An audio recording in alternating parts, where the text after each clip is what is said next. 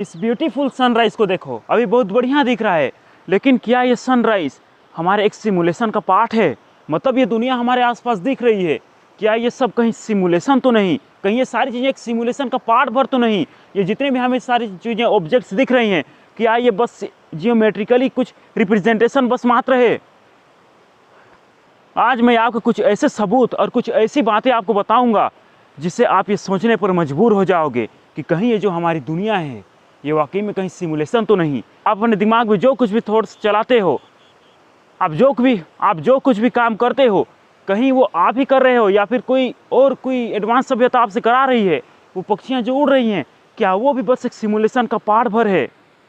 तो चलो उन बातों को जानते हैं जो ये वाकई में सोचने पर मजबूर करवाता है कि कहीं ये हमारी जो दुनिया है वो सिमुलेशन तो नहीं। Look at this. मैं उस ब्यूटी को चलो दिखाता हूँ। ओके, तो सबसे पहला सवाल मेरा यहाँ पर इस यूनिवर्स के लॉ को ही लेकर के है कि आखिर ये जो यूनिवर्स में जितने भी लॉ हैं वो एग्जैक्टली उसी तरीके से कैसे काम कर जाते हैं। मतलब कि मेरा सवाल ये है कि इस यूनिवर्स को काम करने के लिए नियमों की ज़रूरत क्यों है? इस यूनिवर्स में देखो, हम फिजिक्स में पढ़ते हैं फिजिक्स के लॉस, तो वो सारे फिजिक्स के लॉस इस नेचर के ही लॉ हैं, इस नेचर के नियम है कि आखिर ये नेचर काम कैसे करती है। तो आखिर इस नेचर को काम करने के लिए लॉस की ज़रूरत काहे पड़ती है? मतलब कि दूसरे लॉ क्यों नहीं है, सिर्फ ये जो लॉ है सिर्फ यही क्यों है? आप वहाँ उस पानी को देखो, वहाँ से वो पानी नीचे गिर रहा है, और वो पानी नीचे क्यों गिर रहा है? Because of gravity. और ये पानी लिक्विड फॉर्म में क्यों है? क्योंकि इसके जो मॉलिक्यूल्स है वो आपस में थोड़ा दूर दूर हैं और इसलिए वो फ्लूइड को बिहेव करता है। ये जो हवा भी है बिल्कुल इसी तरीके से। तो ये जो मॉलिक्यूल्स हैं, ये सारे जितने भी जो पानी है, वो सनराइज है, ये जो पृथ्वी का जो रोटेशन है, सारी चीज़ें फिजिक्स के लॉस को काम करती है, मतलब फिजिक्स के नियम को फॉलो करती हैं। ये जो पक्षी उड़ रही है, सारी चीज़ें सारी एकदम एग्जैक्टली फिजिक्स के नियमों को फॉलो करती हैं। तो आखिर जो यूनिवर्स है उसको काम करने के लिए इस नियमों की ज़रूरत काहे है? आखिर ये जो यूनिवर्स है वो रेंडमली किसी भी लॉ पर क्यों नहीं चलता? तो सबसे पहला मेरा सवाल यहीं पर है। अब देखो, आई डोंट नो कि इस यूनिवर्स जो है वो वाकई में सिमुलेशन है कि नहीं, लेकिन ये जो सवाल हैं जो मुझे वाकई में काफ़ी ज़्यादा परेशान करते हैं, ये सवाल मुझे नहीं लगता कि मैं कभी इस सवालों का जवाब मैं कभी जान भी पाऊँगा। ये जो यूनिवर्स है वो इसी नियमों पर क्यों टिका हुआ है? मतलब महज आप देख लो, ग्रेविटी एट्रैक्टिव फोर्स क्यों होता है, रिपल्सिव क्यों नहीं होता? आखिर किसी भी ऑब्जेक्ट को मोशन में लाने पर वो मोशन में ही क्यों जाता है, वो रेस्ट में क्यों नहीं रहता हमेशा के लिए? आखिर जो मासलेस पार्टिकल है वो हमेशा लाइट की स्पीड पर ही क्यों रहता है, वो आखिर रेस्ट में क्यों नहीं आ सकता? और एक जो मास वाला पार्टिकल है वो लाइट की स्पीड तक क्यों नहीं जा सकता, वो हमेशा रेस्ट से सिर्फ लाइट के स्पीड के केवल लेस देन इतना ही स्पीड में ही क्यों रहता है, इतना ही वेलोसिटी में क्यों रहता है? आखिर वो लाइट की स्पीड को पार क्यों नहीं कर जाता? आखिर जो ऑब्जेक्ट है वो जब लाइट की स्पीड पर जाता है तो उसका मोमेंटम क्यों बढ़ता जाता है? और किसी भी चीज़ को एक्सेलरेट कराने के जो मासलेस पार्टिकल है उसको लाइट की स्पीड पर एक्सेलरेट कराने के लिए उसको इनफाइनाइट एनर्जी क्यों चाहिए होगा? अब ये जो आइंस्टीन ने जो रिलेटिविटी का जो सिद्धांत दिया, जिसमें कई सारी चीज़ें हैं कि लाइट इस पे ग्रेविटी का भी है सारी चीज़ें, तो लाइट की स्पीड से कोई भी मास वाला पार्टिकल जा नहीं सकता। तो यहाँ पर जब कोई भी पार्टिकल मास वाला पार्टिकल इस यूनिवर्स से के लाइट की स्पीड से बंधा हुआ है, मतलब उससे वो पार नहीं कर सकता 99। तो यहाँ पर टाइम डायलेशन हमें देखने को क्यों मिलता है कि यदि कोई ऑब्जेक्ट यदि कुछ ज़्यादा स्पीड में यदि एक्सेलरेट कर रहा तो उसका टाइम इतना स्लो क्यों हो जाता है? आखिर ये वाकई में जो टाइम है तो है क्या? अब टाइम क्या है?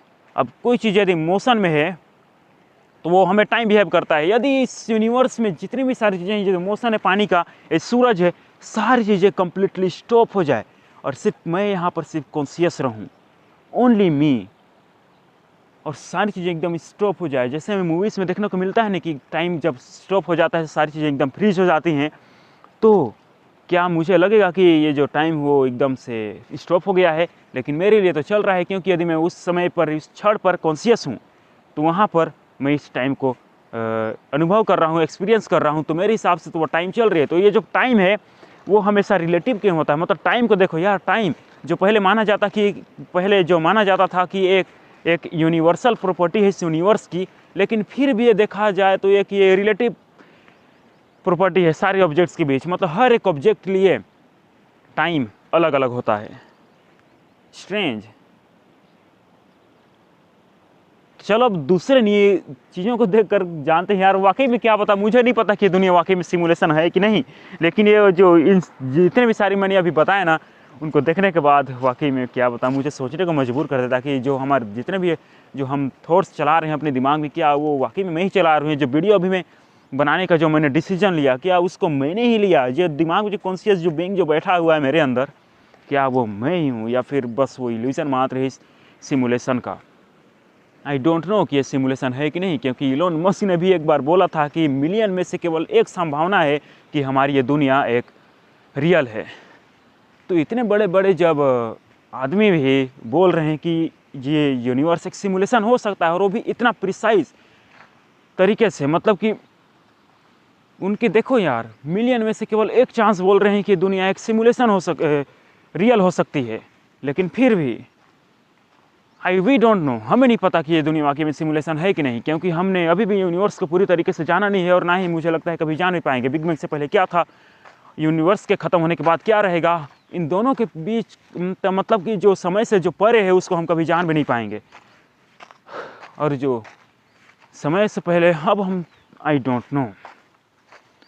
मैं होप कि हमारी जो सिविलाइजेशन वो बढ़ती रहे, और हम एक दिन कुछ पता नहीं यार, क्योंकि हम समय से बंधे हुए, इस टाइम से बंधे हुए हैं, तो हमें नहीं लगता कि हम कभी समय के बियॉन्ड हम ये जो यूनिवर्स में जितनी भी सारी चीज़ें जो काम कर रही हैं उनको हम कभी जान भी पाएंगे।